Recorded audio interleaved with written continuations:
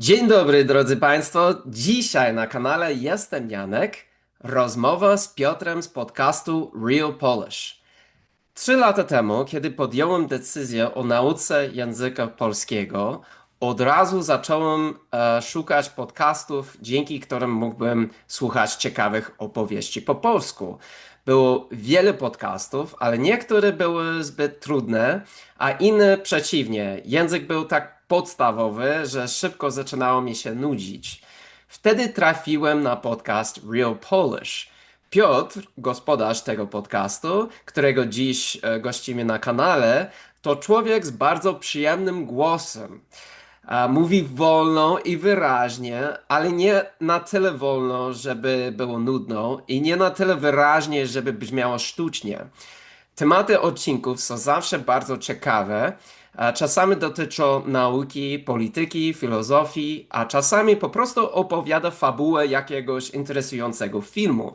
Tak było na przykład w jednym z moich ulubionych odcinków, kiedy Piotr opowiadał całą historię Pinokia. Jeśli uczycie się polskiego, podcast Real Polish jest absolutnie niezbędny. Niezbędny czy zbędny? Niezbędny, tak? E, Zbędny znaczy niepotrzebny. Nie, jest potrzebny. Ja zawsze mylę, kiedy niezbędny, kiedy zbędny. Niezbędny. Podcast jest A, to niezbędny. dziękuję. Okej, dobrze. Jestem ogromnie wdzięczny, że sam gospodarz tego kanału zgodził się porozmawiać ze mną tutaj na kanale Jestem Janek, więc bez zbędnych ceregieli, prezentuję Wam, drodzy widzowie, Piotra z Real Polish. Dzień dobry, Piotrze. Dzień dobry, wielkie dzięki za zaproszenie. Bardzo mi miło, że mnie zaprosiłeś, że możemy porozmawiać razem. Bardzo się cieszę i niesamowite przywitanie. Nawet nie myślałem, że mam przyjemny głos. Raczej ja siebie słyszę inaczej niż wy mnie słyszycie i kiedy ja słyszę swój głos, szczególnie na początku, kiedy robiłem pierwsze nagrania, to było coś dziwnego. Ale myślę, że każdy to ma. Każdy słyszy swój głos inaczej, a później, kiedy słuchamy nagrania, to jest to jakby inna osoba. Bardzo coś dziwnego, tak mi się wydaje. Teraz się już trochę przyzwyczaiłem do swojego głosu z nagrania. Nie wiem, Janek, czy też miałeś z tym problem? Ja też mam z tym problem, zwłaszcza biorąc pod uwagę, że ja robię YouTube i muszę robić jakby Mhm. montażować każdy filmik i muszę słyszeć swój głos raz, jeszcze raz, wiele razy słyszę to samo i muszę jakoś się nie nudzić z własnego głosu i zawsze słyszę każdy błąd, słyszę każdy, ale można byłoby to powiedzieć inaczej, być może to będzie niezrozumiane. Tak. Aha. No właśnie, ja kiedy zaczynałem, to bardzo bałem się mikrofonu, bałem się kamery, musiałem się długo, długo przyzwyczajać, ale widzę, że ty jesteś jakby jak ryba w wodzie, w ogóle nie masz tego strachu i doskonale ci idzie twój kanał, świetny jest, myślę, że robisz doskonałą robotę. Mówisz po polsku na swoim kanale, to jest ciekawe. Tak, wybrałem. No, ja stworzyłem ten kanał dokładnie po to, żeby jakby mieć powód, mieć pretekst, żeby używać języka polskiego co tygodnie. A. Bo ja mieszkam w takim mieście na Florydzie, gdzie praktycznie nie ma Polaków. Jeśli oni są, to ja ich jeszcze nie odkryłem. A, ale w końcu nie mam dużo możliwości gadać z Polakami tutaj i więc mam kanał i to zmusza mnie do co tygodniowego, cotygodniowej praktyki. Tak. Doskonale. Okej, rozumiem. Czyli ten kanał był z myślą na początku bardziej dla ciebie, A teraz on się tak rozrósł, że myślę, że inne osoby, które uczą się polskiego, mogą czerpać motywację od ciebie. Tak mi się wydaje. Dokładnie tak. I wydaje mi się, że Real Polish też ma taki cel, nie tylko jakby nauczanie języka, ale jeszcze motywowanie Mhm. słuchaczy do ciągłego uczenia się języka. Dlaczego wybrałeś, dlaczego chciałeś dokładnie jakby ten message jakby Mhm. doprowadzić do słuchaczy? Mm, Kiedy ja miałem około 40 lat, zacząłem się na nowo uczyć angielskiego, ponieważ kiedyś w szkole uczyłem się angielskiego, ale nic z tego nie zostało w głowie, nie potrafiłem ani obejrzeć filmików na YouTube, bo nic nie rozumiałem, nie potrafiłem mówić i znalazłem tą metodę właśnie słuchania, czytania i powoli, powoli zobaczyłem, że moja znajomość angielskiego bardzo się poprawiła. I wtedy pomyślałem, że mógłbym coś podobnego robić dla ludzi, którzy uczą się polskiego. A ponieważ nie czułem się żadnym profesorem języka polskiego, znawcą gramatyki czy kimś takim, to pomyślałem, że być może będę mógł być kimś, kto wspiera ludzi w nauce polskiego, kto pomaga im nie od strony naukowej, ale właśnie od strony motywacyjnej. I jednocześnie chciałem dostarczać coś ciekawego do słuchania, coś, co byłoby dla mnie również ciekawe. Myślałem sobie, gdybym szukał czegoś po angielsku, to chciałbym posłuchać na ten temat. I szukałem rzeczy po angielsku, słuchałem na ten temat, robiłem jakby taki research, jak to się mówi już po polsku, to słowo też używamy. I ucząc się angielskiego, jednocześnie zdobywając tą wiedzę, później tworzyłem swój odcinek podcastu. Tak to mniej więcej wyglądało. Później zainteresowałem się kolejnym językiem. Pomyślałem, a może ten angielski to jednak trochę umiałem ze szkoły i ta metoda nie jest aż tak dobra, tylko po prostu ja już zdałem trochę angielski, więc poszukałem język, którego w ogóle nie znałem i pomyślałem, zobaczymy, czy ta metoda naprawdę zadziała. I zacząłem słuchać po hiszpańsku i rzeczywiście po kilku latach to nie działo się miesiącami, tylko latami. Po kilku latach rzeczywiście nauczyłem się i rozumiem dość dużo po hiszpańsku, mogę mówić po hiszpańsku. Także później przygotowując się do moich podcastów, słuchałem dużo po hiszpańsku. I tłumaczyłem sobie, przygotowywałem się i tworzyłem nowe odcinki podcastu.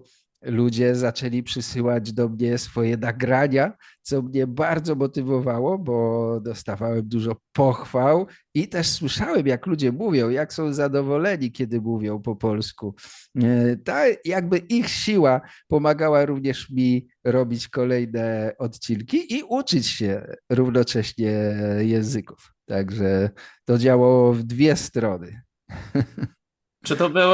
Czy były jakieś nagrania, które do dziś zostają w pamięci, albo które mm, zachęcały cię do głębokiego myślenia o czymś? Nie wiem. Mm, od słuchaczy? Chodzi Tak, o od nagrania słuchaczy. od słuchaczy?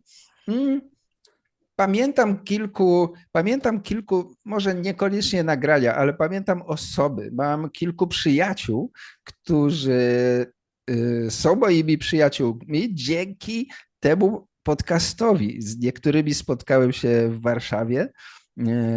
Kilka razy przyjeżdżał do Warszawy Eduardo z Gwatemali, z którym się spotykaliśmy. Również Igor przyjechał z Ukrainy kiedyś, kiedy jeszcze nie było wojny i mógł przyjechać ze swoją rodziną. Również się spotkaliśmy i kilka jeszcze innych osób, które spotkałem również. Także to jest coś niesamowitego, że powstała taka mała społeczność. Wiem, że niektórzy poznali się również dzięki temu podcastowi. Osoby z różnych krajów, na przykład Eduardo był u Igora również. Ten człowiek z Gwatemali poleciał na Ukrainę i tam oni się spotkali, a znali się tylko z podcastu. Zatem to jest coś niesamowitego moim zdaniem i to jest jakaś siła ukryta, wydaje mi się, i to jest coś najfajniejszego według mnie, co, co udało mi się stworzyć przy okazji, bo ja zupełnie nie o tym myślałem, prawda, tworząc ten podcast, ale to się wytworzyło jakoś samo. Dzięki właśnie tej energii, która płynie od słuchaczy, od ludzi, którzy piszą, którzy robią nagrania, i to jest bardzo wspaniałe. Za to bardzo dziękuję. Wydaje mi się, że to tak działa w życiu w ogóle, że Mhm, zaczynamy coś i mamy jakby bardzo precyzyjne przedstawienie w głowie, jak to może wyglądać, co nas motywuje na to i na ten projekt, a potem z czasem dowiadujemy się, że były jeszcze więcej skutków mhm, mhm, tej decyzji niż spodziewaliśmy się. mhm. Tak. No właśnie. Tak samo jakby spotkanie z tobą.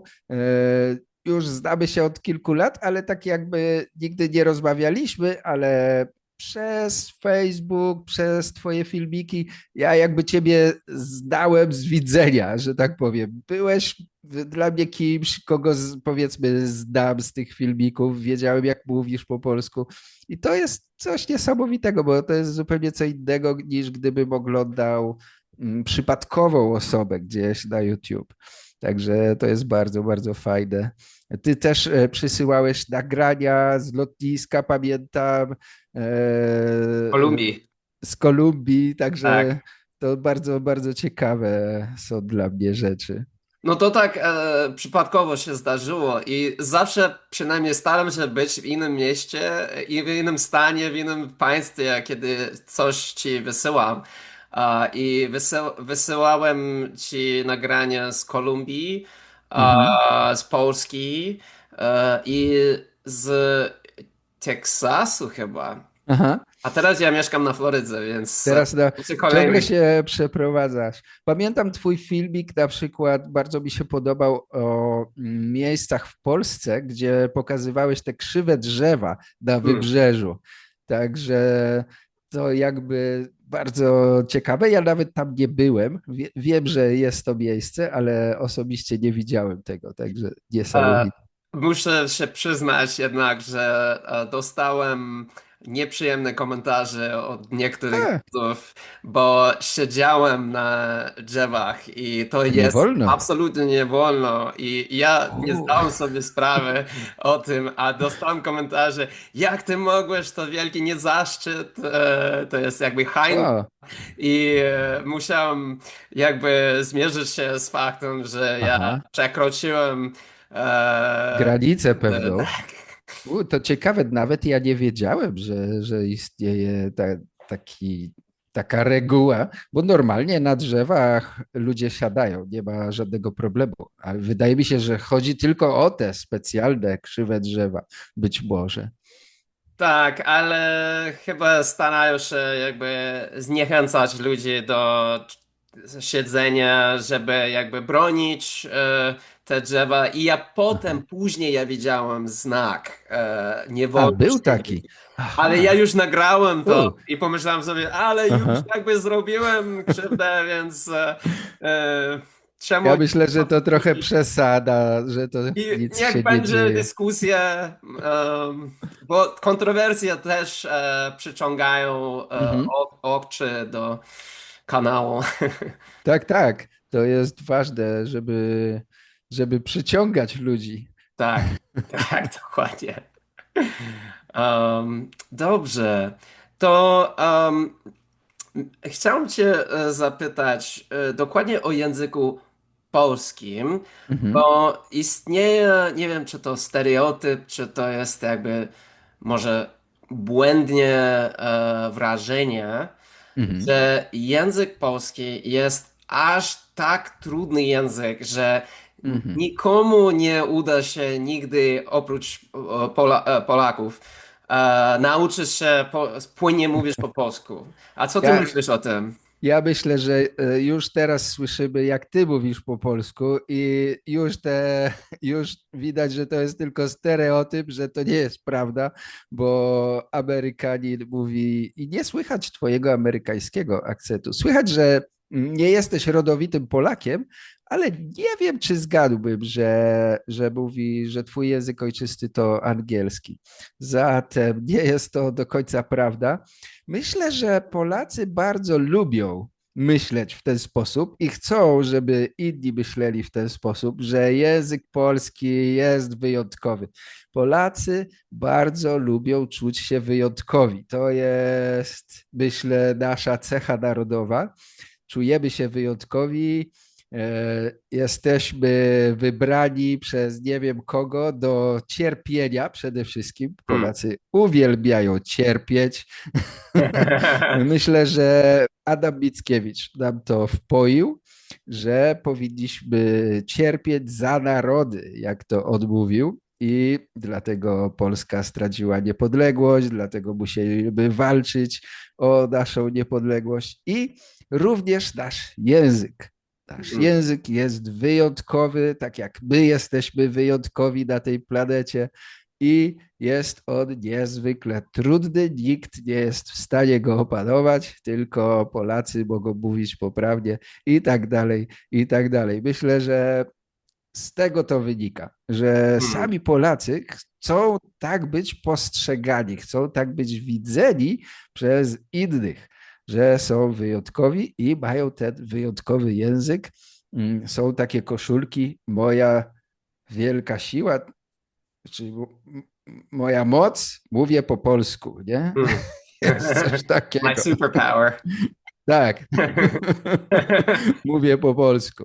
Także myślę, że język polski może być trudny dla kogoś, kto nie zna na przykład żadnego języka europejskiego. Tak Mhm. samo jak dla Polaka może być trudny język chiński czy japoński. Tak samo dla nich jest trudny język polski. Natomiast dla Białorusina czy Ukraińca język polski jest super łatwy, moim zdaniem. Mhm. Tak jak dla nas ich język, bo są to podobne. Zatem to jest zupełnie bez sensu. Dla No, jednego jest trudny, dla drugiego jest łatwy. wiesz, ja też myślę, że to wiele zależy od tego, kto mówi i skąd pochodzi ten człowiek. I Dokładnie. no, może Jakie zna nawet języki na przykład. tak. Ja pamiętam, że kiedyś byłem w Krakowie, ja poszedłem na open mic. To typu, no, otwarta lista dla śpiewających, grających muzykę. Mhm, mhm. I ja poszedłem, grałem i oglądałem cały koncert i w pewien moment do sceny przyszedł Irlandczyk i coś powiedział po angielsku i wszyscy w tym pokoju śmiali się z tego, co on powiedział. A tylko ja nie rozumiałem, czego to, co on powiedział, nie miałem pojęcia.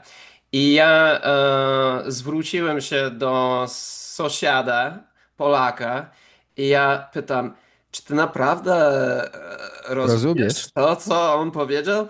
I on mnie powiedział, że ten Irlandczyk przychodzi na ten open mic co tydzień i mówi to samo. I Aha, oni po i prostu nikt nic nie rozumie. no, oni twierdzą, że typu, a my już przyzwyczailiśmy się do jego sposobu mówienia, a ty choć i mówisz po angielsku i jesteś native speakerem, ty nie jesteś w stanie jego rozumieć, bo ty nie przyzwyczaiłeś się. Aha. I naprawdę ja jeszcze śledzę taki kanał na Instagramie, Pigeon, BBC Pigeon. I to Mhm. jest taki angielski, który jest mówiony w Afryce i nie jest tak jak nasz angielski w Ameryce. Mhm. I jeśli ja oglądam film po polsku, to ja zrozumiem o wiele więcej niż kiedy Niż ja ten. oglądam Pigeon BBC. No właśnie, zatem nie, to zupełnie jest nie ma to żadnych podstaw jakichś naukowych mówienie, że język polski jest trudny. Dlaczego na przykład język rosyjski nie Tak. jest trudniejszy od polskiego? No, wydaje mi się też, że jak to powiedzieć, polskie litery, alfabet, Mhm. jakby nie dobrze reklamuje język polski dla obcych, obcych krajów. A, w sensie, że ma dużo znaków dodatkowych. Tak, i widzą, jak wygląda po prostu język polski i od razu jakby nie, to Mhm. nie dla mnie. No, Lepiej ale jeśli hiszpański. weźmiesz rosyjski, jest jeszcze gorzej, bo litery są zupełnie inne niż alfabet łaciński. Dokładnie Więc tak jest, tak. chyba jest jeszcze trudniej dla na przykład osoby anglojęzycznej. Język rosyjski ma inny alfabet, więc powinno być trudniej, już chociaż to. No ja mówię po rosyjsku, ja uczyłem się rosyjskiego wiele lat i Mhm, najczęściej mnie pytano, o, ty uczyłeś się rosyjskiego, ale te litery, jak ty mhm, z mhm, tymi literami, jak mhm, można mhm, rozumieć? mhm, I to jest jakby pierwszy kurs, to jest jakby pierwszy dzień, mhm, pierwszy mhm, tydzień, ty nauczysz się alfabeta i już jest mhm, łatwo z tego momentu. Najtrudniejsze to gramatyka, to po mhm. prostu zapamiętywanie słów i nie zapamiętywanie, wręcz przeciwnie. Dobrze, Tak? dobrze. To Po polsku zapamiętywać, tak? zapomnieć jest po rosyjsku, a Zapomnieć po rosyjsku znaczy, nie. Ja zawsze mylę, w jakim języku, tak. No I właśnie, chciałem się ciebie spytać, bo ty znałeś najpierw rosyjski. tak. Mm. I czy dla ciebie nie ma problemu, w głowie ci się nie mieszają te dwa języki, na początku przynajmniej? Nie Teraz było mam to taki problemu? problem. A teraz jak rozmawiam z tobą, mam ten problem, bo ja Aha. dokładnie chciałem powiedzieć na оборот, a nie wręcz przeciwnie, Mhm. bo to przyszło do mnie w głowie jakby od razu. I ja rozmawiam z ludźmi po rosyjsku i ja rozmawiam z ludźmi po polsku przez internet codziennie. Aha. Ale teraz ja skupiam się na tym, żeby rozdzielać języki. Ja robię Mhm. specjalne takie no, ćwiczenia. Aha. Ja mam nawet korepetytorkę, która mówi po polsku i po rosyjsku i my jakby em, 10 minut po polsku gadamy i potem po 10 minutach jakby Rosyjsku. switch i 10 minut po rosyjsku i tak dalej, żeby Aha. starać się choć jakoś zbudować jakby ścianę Aha. między tymi, żeby polski był jakby za zaborem, Aha. jeśli Za zrobić płotem. tak. To jest ciekawe dla mnie bardzo, bo ja zacząłem słuchać po włosku i znam język hiszpański i te języki są bardzo podobne, więc ja od razu dość sporo rozumiałem i rozumiem, ale mi się ciągle mylą. Nie mogę w ogóle nic powiedzieć po włosku, ponieważ od razu włącza się hiszpański i nie jestem w stanie. Mm. Czasami, kiedy słucham, to przestaję wiedzieć, w który to jest język. Czy to jest włoski, czy hiszpański. Rozumiem i po prostu nie wiem. Całkowita mieszanka jest w mojej głowie teraz. Prawdopodobnie jestem jeszcze na początku drogi. Nie wiem, Mm. jak ty to ogarniałeś, kiedy zacząłeś uczyć się polskiego. No, na początku ja po prostu jakby liczyłem na rosyjskim słownictwu, żeby Mhm, przynajmniej komunikować się z ludźmi. mhm, I często bardzo szybko zdałem sobie sprawę, że rosyjskie słowa nie powiem, że nigdy nie pomagają, bo czasami jest dokładnie tak samo, ale czasami jest fałszywy przyjaciół, Mhm, albo mhm, po prostu w ogóle nie ma żadnego znaczenia w mhm. języku polskim i ludzie w Polsce, szczególnie w Polsce, e, miał takie sytuacje, kiedy mm, przedstawiłem się jako Amerykanina, jestem z Ameryki, ale czemu ten gość, który twierdzi jest z Ameryki, Mówi po mówi po rosyjsku? rosyjsku, a nie po angielsku, kiedy nie zna jakiegoś słowa. I Aha, to jakby tworzy pewne podejrzenia. wrażenie, że jestem Szpieg. niewłaściwy, że tak. Ja Ale tak, to nie, naprawdę ciekawe. jestem z Ameryki, ale Aha. to, twój akcent nie brzmi jak amerykański, No ale właśnie. tak. Aha. Masz normalne R, nie, nie mówisz O, nie mówisz R, Mhm. tylko normalnie tak jak my, zatem właśnie nie słychać tego amerykańskiego akcentu. Ale chciałem Ciebie spytać, kiedy zacząłeś uczyć się polskiego, to od razu troszkę rozumiałeś? Zdając rosyjski, troszkę rozumiałeś po polsku? Ja pamiętam, że słuchałem twojego podcastu i wydawało mi się, że ja Mhm. rozumiem coraz więcej niż naprawdę Aha, rozumiałem. to tak samo ja mam z włoskim. Też mi się wydaje, że rozumiem więcej, tak naprawdę nie jest aż tak dużo. Tak. Na przykład słyszę, jak mówisz słowo skoro i od Aha, razu myślę, o, szybko. spora, to znaczy wkrótce. Ale nie Aha, znaczy wkrótce. aha. No tak, jest. No właśnie to tak, to ja mam podobne doświadczenie teraz, jak ty na początku nauki polskiego. Tak, E, Że wydaje mi się, że rozumiem więcej niż tak naprawdę jest. Trzeba chyba słuchać więcej. Myślę, że to jest podstawa i czytać. tak. Ja często słuchałem Twojego podcastu i robiłem shadowing też. Mhm, To jak najbardziej, wydaje mi się, pomaga z wymową.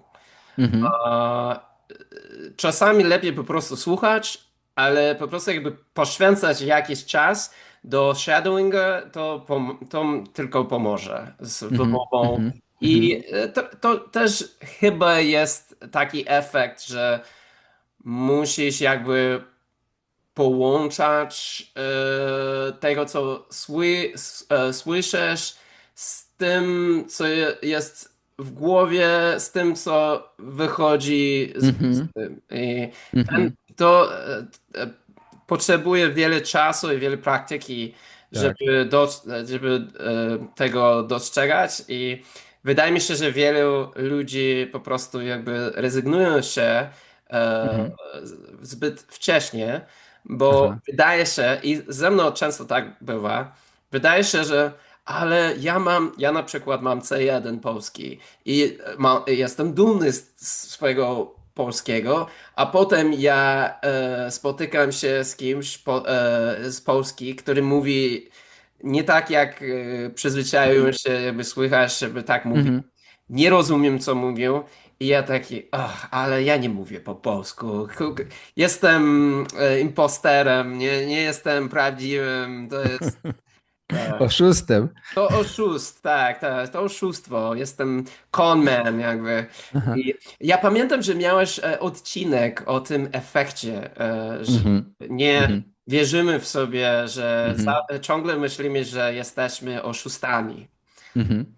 Ja zrobiłem pod tym podcastem na Spotify, można zrobić ankietę i 80, chyba ponad 80% ludzi odpowiedziało, że ma to same odczucie, że mają syndrom oszusta. Także coś w tym jest. Widać, większość ludzi to ma, że jeśli osiągamy coś i wydaje nam się to zbyt łatwe, to jest niemożliwe, że chociaż poświęciliśmy mnóstwo czasu tak naprawdę na to, ale nie widzimy, nie wierzymy w siebie, czy nie wiem dlaczego tak jest, ale tak jest. No, wydaje mi się, że zwłaszcza kiedy chodzi o uczenie się języka, to mamy do czynienia z sytuacją, które potrzebuje bardzo, bardzo długo czasu. Dla mnie Mhm. to często jakby jeśli wymyślić metaforę, to często myślę jak to powiedzieć po polsku? To miejsce, jakby ogrodzie, nie ogroda, Mhm. winnica albo tam miejsce, gdzie rosną różne Ogród. rośliny. Może być Ogród. ogród, Ogród. może być Tak. ogród.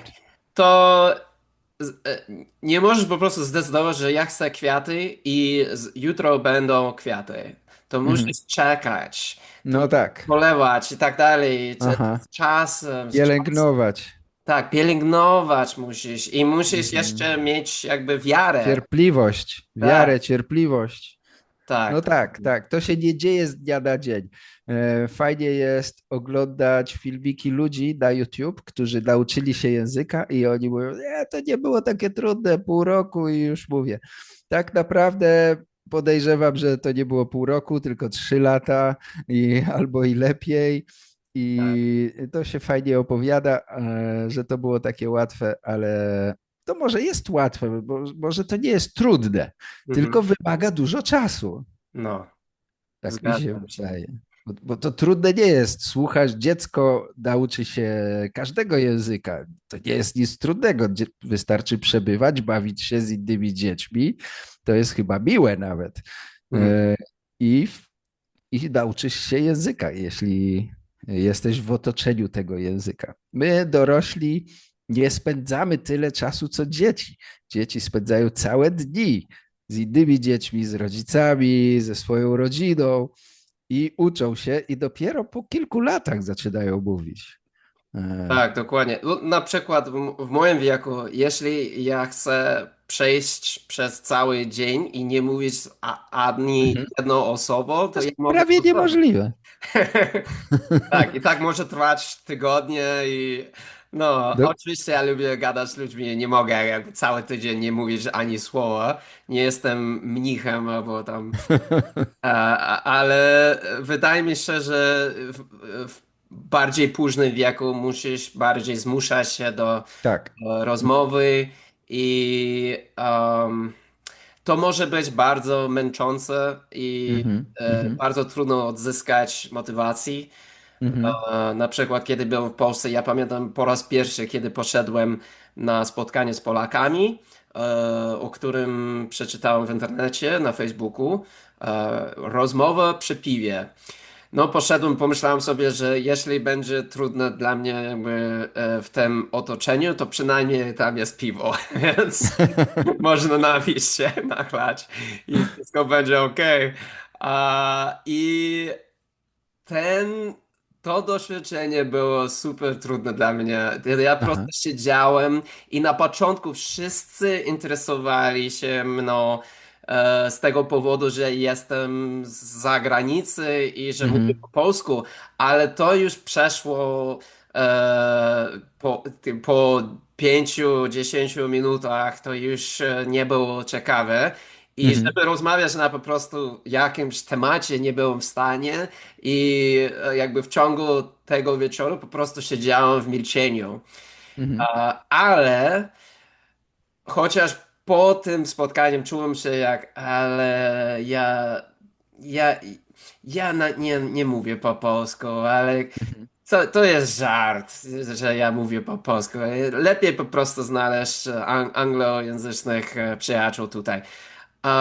Ale jeden człowiek w tym gronie przez jakiś czas stał się bardzo dobrym przyjacielem, z którym gadałem po polsku często aha. i przez niego ja poznałem jeszcze ludzi i w końcu, kiedy wyjechałem z Polski, to miałem dużo znajomych i przyjaciół w Polsce i mówiłem dobrze i czułem się jakby, okej, nie mówię idealnie, ale mogę pojawiać się na jakimś wydarzeniu i nie jestem zgubiony. Mhm.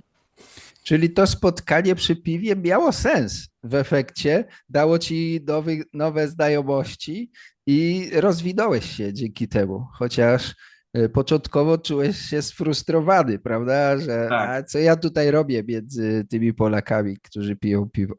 no. I musisz po prostu akceptować jakby z Mhm. góry, że Tak.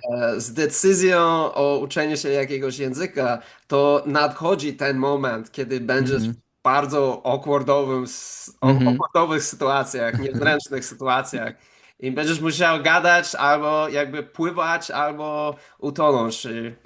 No właśnie, to jest nasza jakby e, nasz minus w stosunku do dzieci.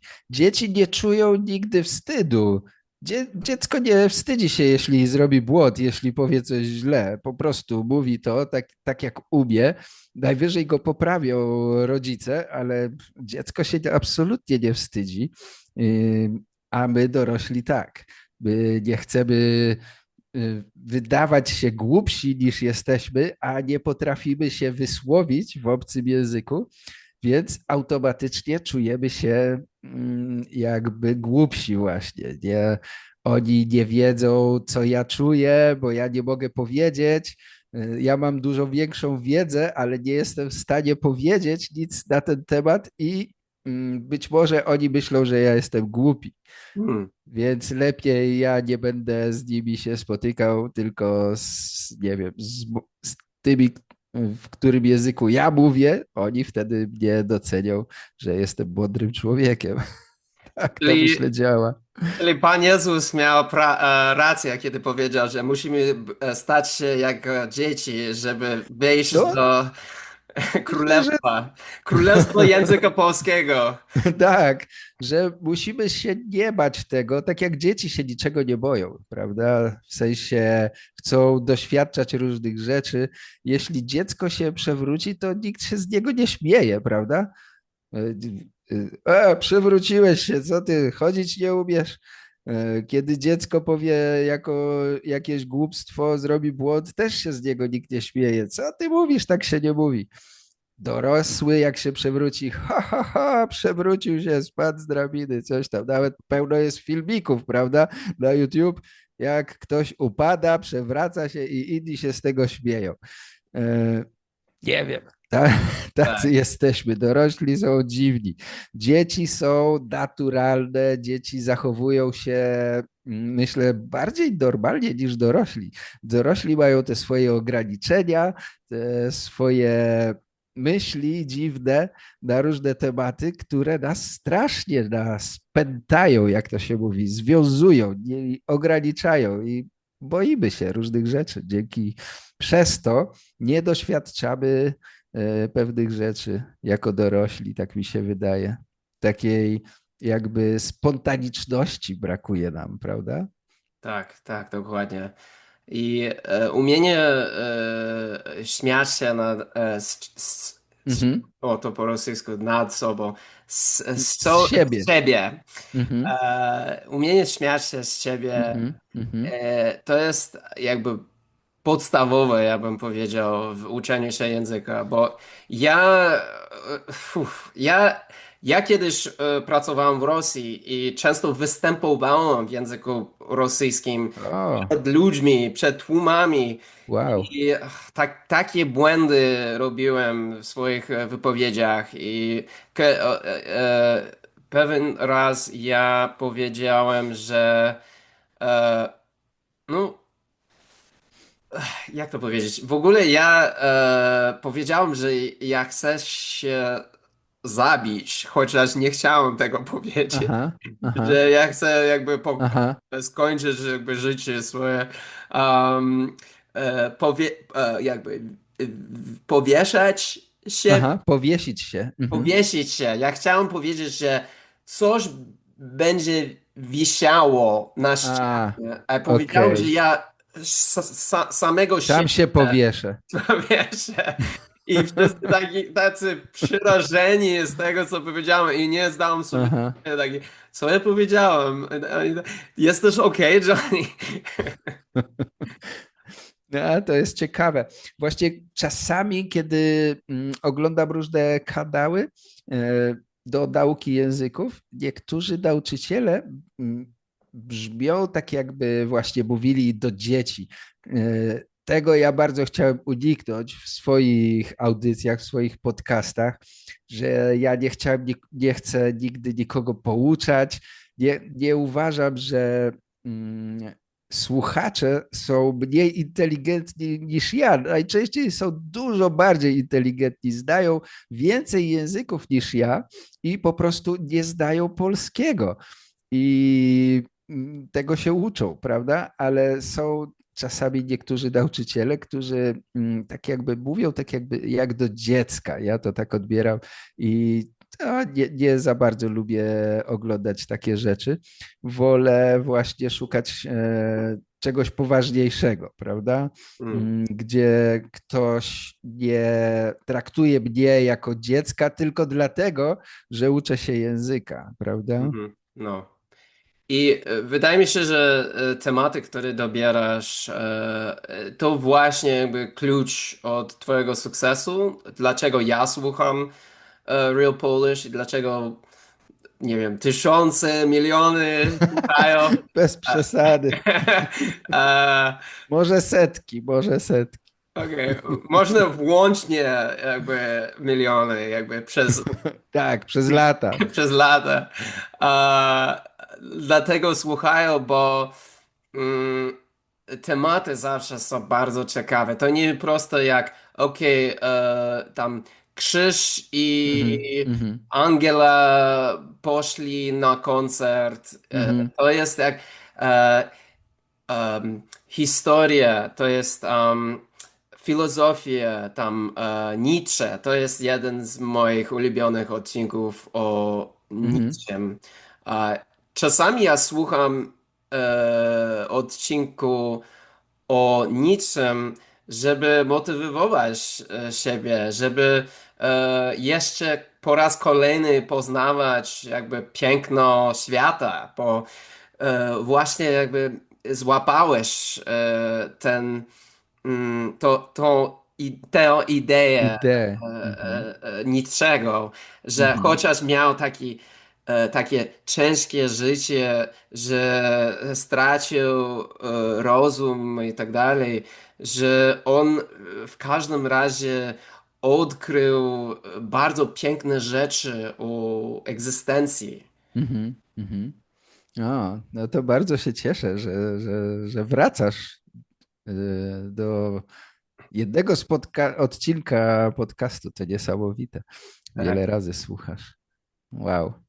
To dla mnie wielkie wyróżnienie, jeśli coś takiego się zdarza innym i wracają, słuchają jeszcze raz i to się podoba.